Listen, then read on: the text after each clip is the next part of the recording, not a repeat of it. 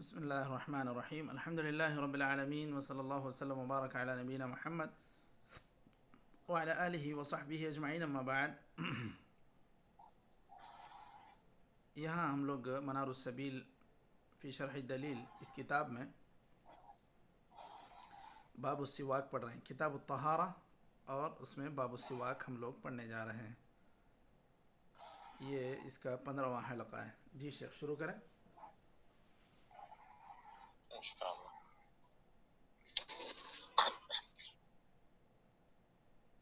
بسم الله الرحمن الرحيم. باب السواك.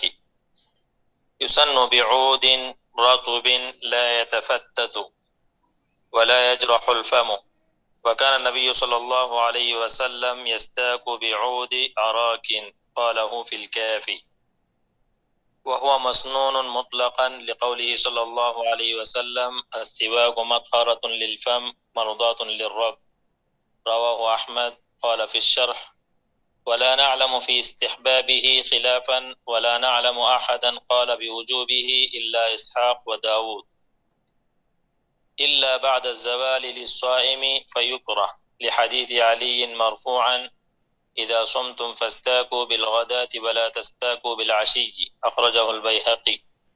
ولأنه يزيل خلوف فم الصائم، وخلوف فم الصائم أطيب عند الله من ريح المسك، لأنه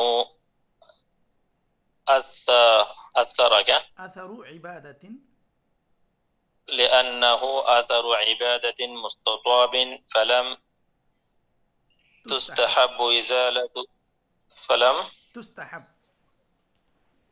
فلم تستحب إزالته كدم الشهداء. جی. ويسن له قبله بعود يابس ويباح برطب، لقول عامر بن ربيعة: رأيت رسول الله صلى الله عليه وسلم ما لا أحصي يتسوق وهو صائم، حسنه الترمذي. ولم يصب السنة من استاك بغير عود. وقيل بلا بقدر بقدر ما يحصل. اچھا یہاں پر بلا لکھا ہوا ہے. کوئی بات نہیں. ہاں بل بقدر ما يحصل من الانقاء. قال في الشرح: وهو الصحيح لحديث أنس مرفوعا: يجزئ من السواك الأصابع، رواه البيهقي. قال محمد بن عبد الواحد الحافظ: هذا إسناد لا أرى فيه بأسا، ويتأكد عند وضوء وصلاة، لقوله صلى الله عليه وسلم: لولا أن أشق على أمتي لأمرتهم بالسواك عند كل صلاة، متفق عليه. وفي رواية لأحمد: لأمرتهم بالسواك مع كل وضوء، وللبخاري تعليقا: عند كل وضوء. وانتباه من نوم وعند تغير رائحة فم، لأن السواك شرع لإزالة الرائحة وقراءة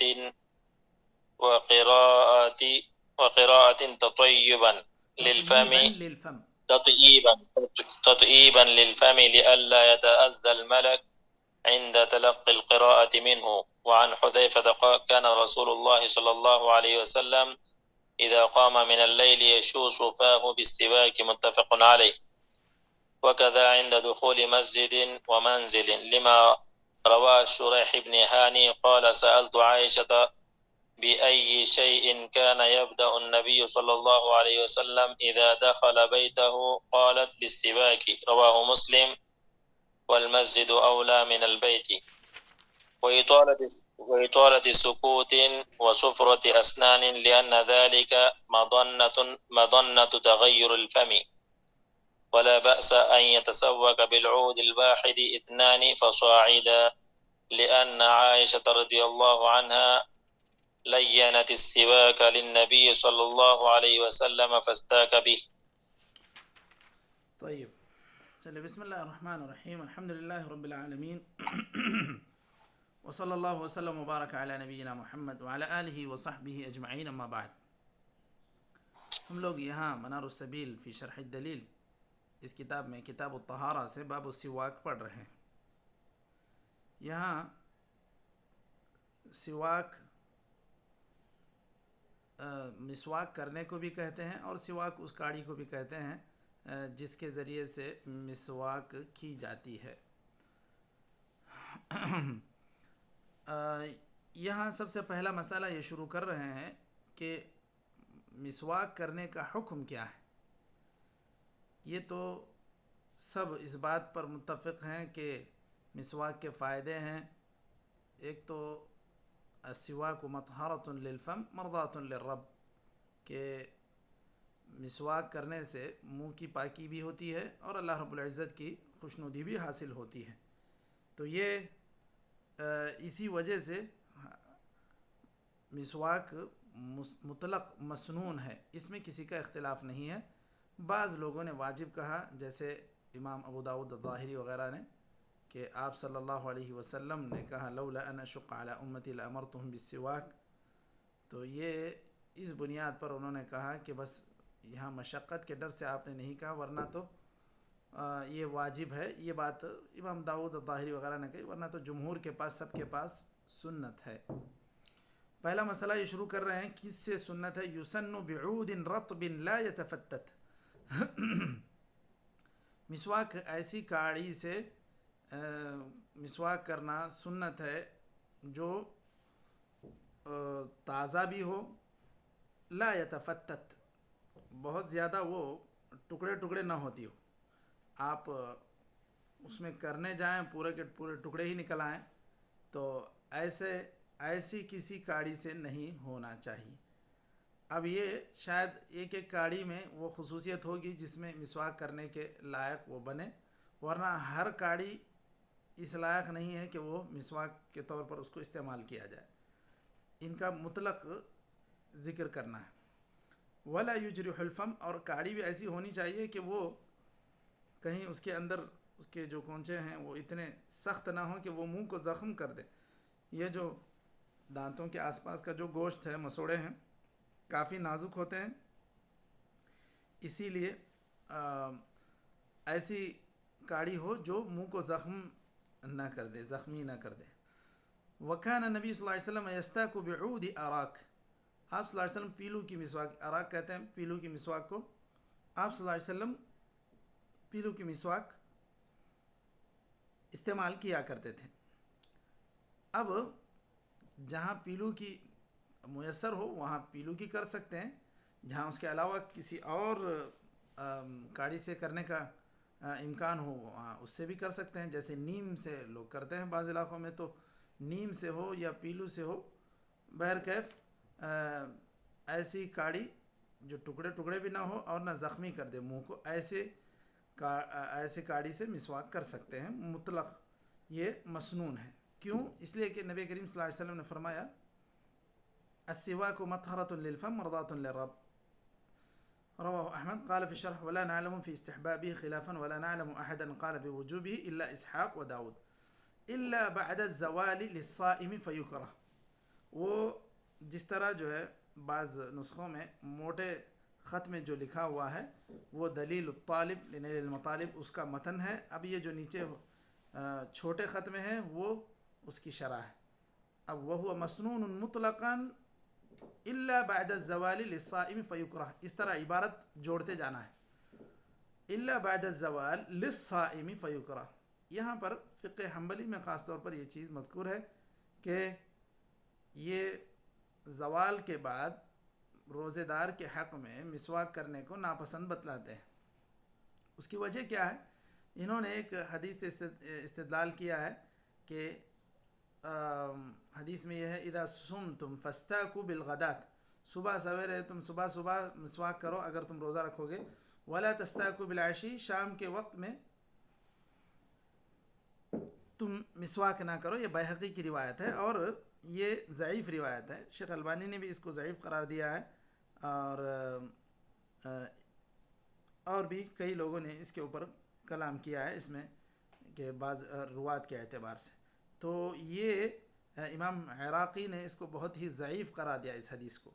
تو یہ کہنا کہ صرف صبح میں مسواک کرو اور شام میں مسواک نہ کرو روزے کی حالت میں، یہ حدیث صحیح نہیں ہے، ضعیف ہے، بلکہ بعض لوگوں نے اس کو بہت اس کو بہت ضعیف بتلایا ہے۔ تو صحیح بات یہ ہے کہ مسواک کرنا روزے دار کے حق میں بھی غیر روزے دار کے حق میں بھی بہتر ہے۔ اور ان کا جو دوسرا استدلال ہے یا ان کی دوسری وجہ فقہ حنبلی میں جو یہ بیان کی جاتی ہے کہ اللہ تعالیٰ کو روزے دار کے منہ کی خوشبو بہت زیادہ پسندیدہ ہے، اور ایسی پسندیدہ چیز اور یہ ایسے عبادت کے اثر سے جو اچھا اثر جو نکلا ہے اس کو دور نہیں کرنا چاہیے۔ یہ ان کی ایک عقلی دلیل ہے۔ وہ کہتے ہیں جس طرح شہداء کے دم کو پہنچا نہیں جائے گا، اس کو دھلایا نہلایا نہیں جائے گا، اس کو ایسے ہی دفن کیا جائے گا، اسی طرح یہ قیاس کر کے کہتے ہیں کہ اس طرح منہ کی بدبو کو بھی ہٹانا نہیں چاہیے، وہ باقی رہے۔ یہ صرف قیاس کی بنیاد پر، ورنہ تو آپ صلی اللہ علیہ وسلم سے صحابہ سے یہ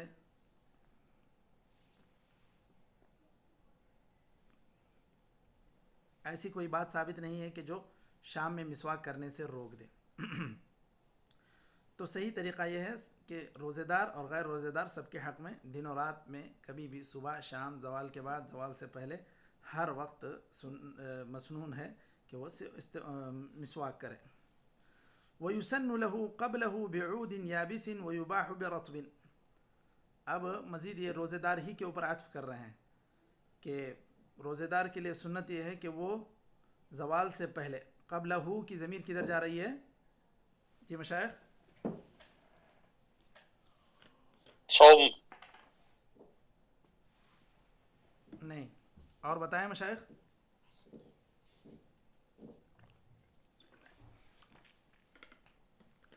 وَيُسَنُّ لَهُ قبل الزوال، وہ ہو کی ضمیر جو ہے زوال کی طرف جا رہی ہے، یعنی صائم کے لیے سنت ہے زوال سے پہلے، وہ جیسا وہ ابھی اوپر مسئلہ بیان کیا اسی اعتبار سے۔ بعود یابس ویباح برطب، سنت ہے کوئی بھی، چاہے لکڑی سوکھی ہو یا تازی ہو، دونوں سے اس سے سنت ہے، اور اس میں کہا گیا ہے کہ رطب بھی ہو، اس کے اندر ذائقہ زیادہ بھی ہو تو بھی اس کے لیے مباح ہے۔ وہ عامر بن ربیعہ کا قول ہے کہ میں نے نبی کریم صلی اللہ علیہ وسلم کو دیکھا مسواک کرتے ہوئے روزے کی حالت میں اتنی مرتبہ کہ میں شمار بھی نہیں کر سکتا تھا۔ یہ بھی ضعیف حدیث ہے، امام ترمذی نے اس کو کیا کہتے ہیں حسن بتلایا، شیخ البانی نے اس کو ضعیف بتلایا۔ اب اس کے بعد وَلَمْ يُصِبِ السُّنَّةَ مَنِ اسْتَاكَ بِغَيْرِ عُودٍ، کہ جو آدمی کاڑی کے بغیر کسی اور چیز سے مسواک کر لے، مثلا کسی نے انگلی سے کیا یا کسی نے اور کوئی چیز برش ورش استعمال کی، تو گویا کہ وہ سنت کے مطابق اس نے مسواک نہیں کیا، گرچہ کہ اس کے منہ کی پاکی حاصل ہو جاتی ہے۔ وقیل بل بقدر ما يحصل من الانقاء، یہ بھی کہا گیا کہ نہیں، چاہے لکڑی سے کریں، چاہے کاڑی سے کریں، چاہے کسی اور چیز سے بھی کریں، اور جس قدر پاکی حاصل ہوگی اسی اعتبار سے اس کے مسواک کرنے کا گویا کہ حکم لگے گا۔ اب اس کے لیے کیا دلیل وہ ذکر کرتے ہیں، جو بعض لوگوں کا جو قول ہے، قیلہ کی بات کر رہے ہیں، یجزئ من السواک الاصابع، وہ حضرت انس کی حدیث بیان کر رہے ہیں جس کو ضعیف قرار دیا گیا ہے، شیخ البانی نے بھی ضعیف کہا۔ یجزئ من السواک الاصابع، صرف انگلیوں سے ابھی آدمی کوئی جو ہے اپنے دانتوں پر رگڑ لے تو بھی وہ گویا کہ مسواک کا کام کر دیں گی۔ یہ بیہقی نے اس حدیث کو روایت کیا، اور محمد ابن عبد الواحد الحافظ نے کہا کہ یہ اسناد میں کوئی حرج نہیں ہے، جبکہ شیخ البانی نے اس کو ضعیف قرار دیا ہے۔ وَيُتَأَكَّدُ عِنْدَ وُضُوءٍ وَصَلَاةٍ، اب یتأکد یہ زیادہ تاکید کے ساتھ، یعنی اس کی زیادہ تاکید ثابت ہے، کس چیز کی؟ جی مشائخ، وَيُتَأَكَّدُ، مسواک کرنے، ہاں مسواک کرنے کی تاکید آئی ہے عند وضوء وصلاة، عند وضوء وصلاة، وضو کرتے وقت اور نماز پڑھتے وقت۔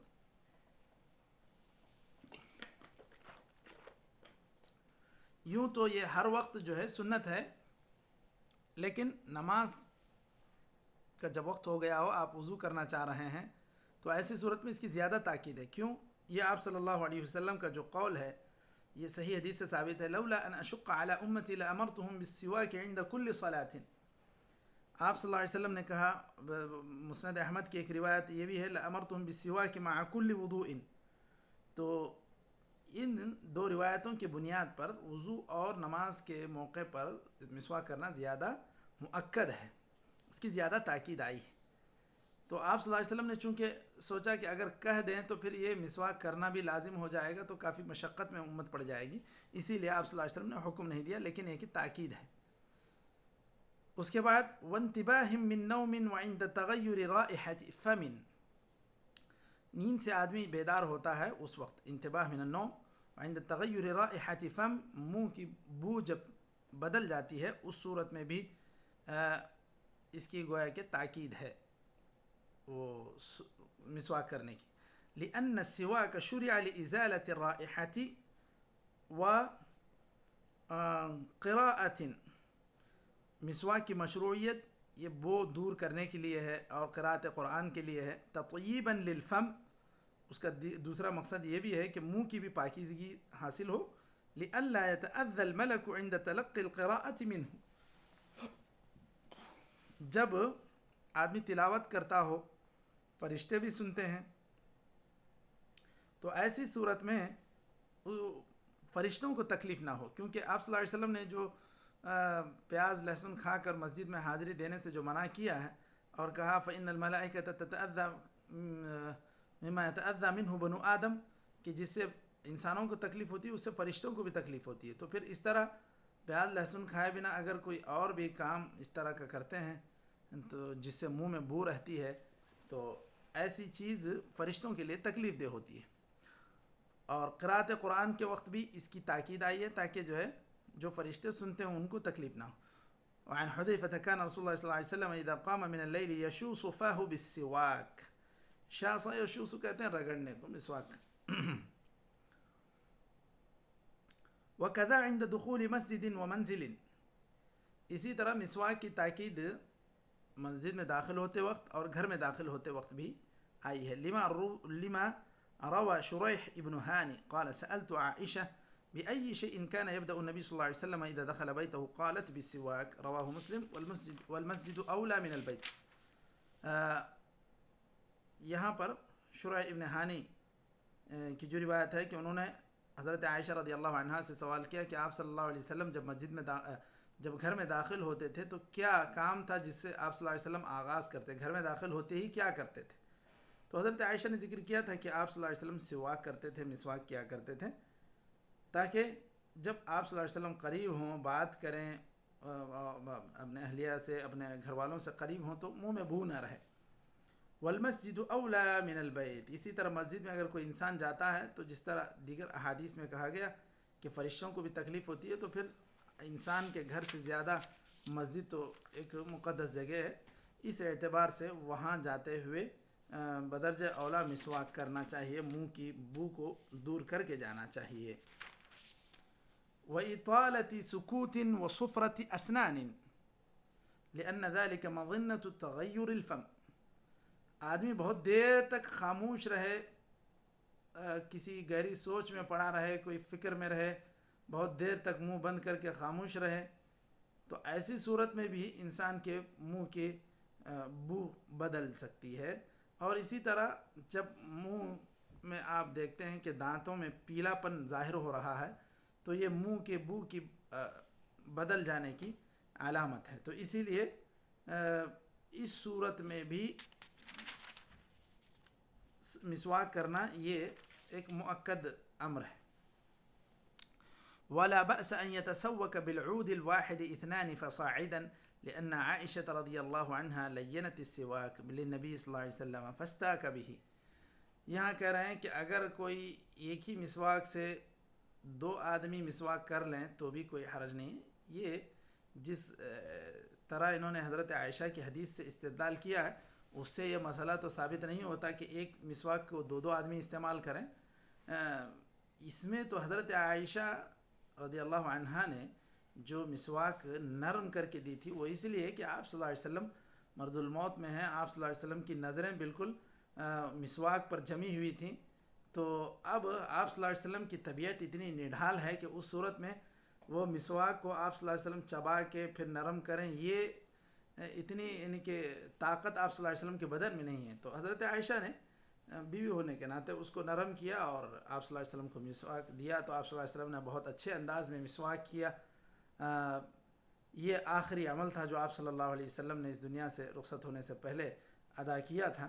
تو یہاں جو اس کے لیے استدلال کر رہے ہیں کہ ایک مسواک سے دو دو آدمی مسواک کریں، تو یہ تو حضرت عائشہ آپ یہ کہہ سکتے ہیں کہ بیوی اپنے شوہر کے لیے مسواک نرم کر کے دے سکتی ہے، یا ہے کہ آپ چھوٹے بچے کو آپ مسواک کروانا چاہ رہے ہیں تو اس کو نرم کرنے کا طریقہ نہیں پتہ، یہ ساری چیزیں آپ کر کے بھی دے سکتے ہیں، کوئی مسئلہ نہیں ہے. لیکن ایک ہی مسواک دو دو آدمی استعمال کریں، یہ تو ایک طبی اعتبار سے صحیح نہیں ہے. اور یہ تو ایک گویا کہ ہو سکتا ہے کہ ایک نقصان دہ بھی معاملہ ہو، کیونکہ ایک انسان کا تھوک دوسرے انسان کے تھوک میں ملے اور کچھ جراثیم بھی ہوں ایسے جو مضر ہوں، تو یہ ہو سکتا ہے. اسی لیے جو بیوی، شوہر، بیٹا، باپ، ماں، بچے، یہ ان کا جو طریقہ ہوتا ہے، حتیٰ کہ بعض لقمے بھی چبا کر کھلاتے ہیں، تو یہ تو ایک معمول سی بات ہے. بہرحال ولا بأس ان يتسوق بالعود الواحد اثنان فصاعدا، جو ان کا استدلال ہے حضرت عائشہ کی اس حدیث سے، تو اس سے یہ مسئلہ تو وہ ثابت نہیں ہوتا کہ ایک ایک کی مسواک سے دو دو لوگ مسواک کریں، ایسا تو کوئی کرتے بھی نہیں تھے. اسی لیے اس کا جو مفہوم ہے، جو حضرت عائشہ رضی اللہ عنہا کا جو آخری عمل تھا، جو حضرت عائشہ نے جو مسواک نرم کر کے دی آپ صلی اللہ علیہ وسلم کو، اس کی وجہ تو واضح تھی. تو چلیے یہاں تک باب السواک مکمل ہو رہا ہے. اس کے بعد ایک فصل ہے جو سنن الفطرہ کے اوپر ہے. تو یہاں تک اگر رک رہے ہیں تو پھر یہاں تک آج کے اس حلقے کو مکمل کر لیتے ہیں، پھر انشاءاللہ آئندہ حلقے میں ہم لوگ یہ فصل پڑھتے ہیں. کیا خیال ہے مشائخ؟